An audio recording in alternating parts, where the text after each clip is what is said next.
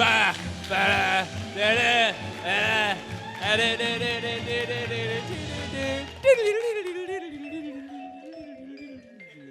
ba, ba, ba. Good evening, Portland. Yeah.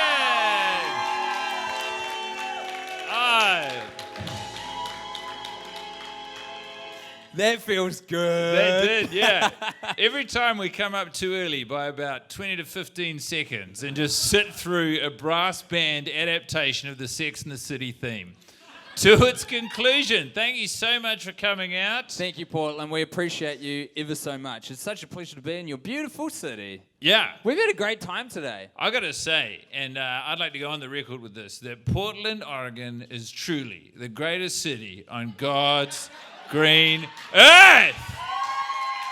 The Willamettes? Are you kidding me?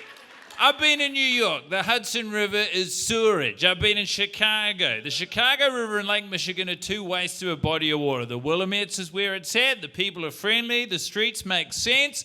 Los Angeles is a goddamn wasteland. Portland, thank you for having us. And I believe that with all my heart. I will say that till I'm blue in the face. I will say that with one foot in the goddamn grave. I curse every other city and country on God's green. It's still God's green earth. This is such a weird request, but can we change mics? Because I feel like yours is a lot louder than mine. And you are a man with a natural gift for projection. Do you know? Yeah, no worries, man. Thanks. How a comment? That is so much louder. Do you know that when I used to go out for food with my family... I'm going to turn it down. You keep talking. Why don't we just swap seats? Yeah, no. Okay.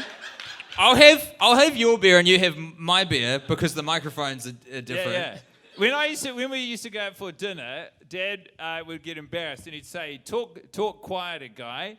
And I like a child have problems with being told what to do, and we'd have these huge blow-ups because I talked too loud. Isn't that weird? Is it weird or is it just you talk too loud? I think I talk at the right volume, obviously. Yeah. And everyone else should adjust. No, I definitely, okay, now we're colouring an episode nice and early, getting some conflict in there. I definitely think you talk a little louder than most. You've got an... Does that mean it's wrong? Yeah. Why? Because it's a comparative measure. It's like everyone is out there being social animals trying to make a cohesive society, and you're just blasting a little bit above what would be useful for this society. I have some of the best things to say. This is the point we've missed. This is the other thing to take into consideration. This is the important bit. And this was something I struggled to articulate to Stephen. But truth of the matter is... Stephen Montgomery, that is. A lot of Guy's the time, father. at these dinners... Please, his name is Guy Montgomery. Stephen is his father. Yeah. It doesn't quite work when you do it that way, does it? But, the structure is almost functional. Yeah. It's not without its comedic merits. But so when I used to go for these meals, I'd always say, "But Dad, I'm saying some of the best stuff." And he'd say, "I know you are." And then it was really healthy in the end. It was really good, really positive. He got into it? Yeah. We got a great relationship. So thank you so much for coming to this wake for the knife. No, I'm serious, and some of you will have heard one episode of the live shows we've done in this USA tour. However, I haven't put the Chicago one up yet, and I tricked Guy, I think I did it in New York as well, where I said, "Oh, I haven't got the knife," and then boom, the knife came out. I genuinely have fucking lost the knife, which is classic Tim. Tim, can I tell you something? You have 100% lost the knife. That's so mean. How did you feel? What did your heart do? I really thought you had it. It was... Totally honest. I'm going to be completely honest with you. I haven't felt that way since it was Christmas and I was 9. I really thought that you had somehow ferreted into my bag and found the knife. It would have been such a good move. Because you saw me looking for it in the room, and for the discipline for this man to keep quiet... Anyway, the knife's dead. The moral of the story is the knife's dead. Fuck you. You're confusing volume with an ability to withhold information. I wouldn't be able to be that disciplined. That's not a diss on you. I'm just saying, the knife's dead. Yeah. And what the bar here at Clinton Street Theatre, who we are so grateful for hosting us, they're fantastic. A round of applause. the fantastic volunteers who are serving us beer and whatnot. You make sure you tip them generously. There is a beer on special called The Knife, which I would love to say we especially organised. It's just the universe, baby. The universe knew that we would be drinking to The Knife. So I'd like to share a few words and a few memories about The Knife, if I may. I told you expressly before we left for the venue, I said this show is not going to be awake for The Knife.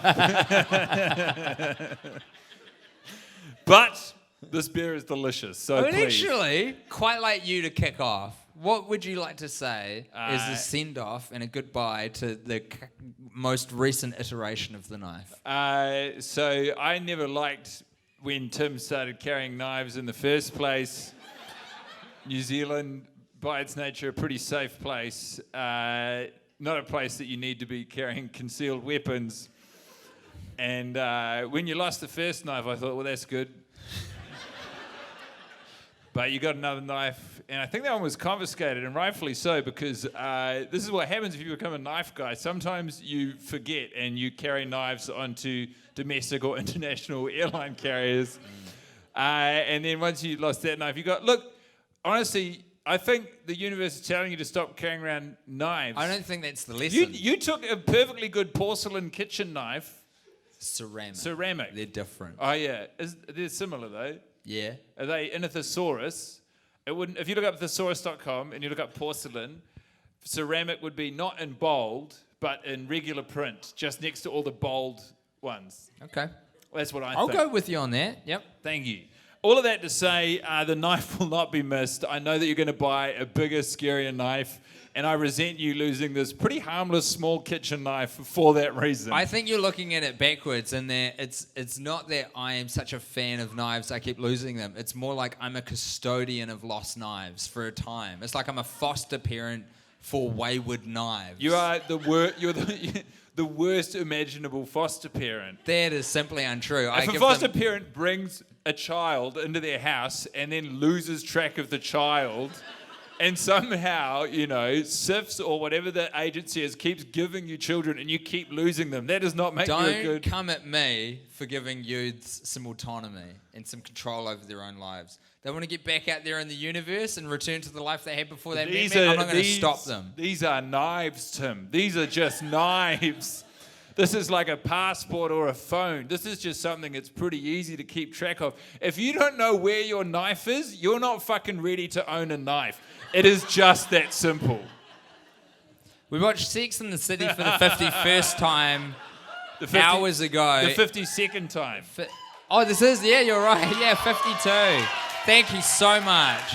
Thank you so much. It's, what a horror show. And look, I do agree that we should talk about it. And I would like to say this, there is still 10 minutes of movie owing. This is the first time on record, I think, where we will record an episode and afterwards finish watching the movie.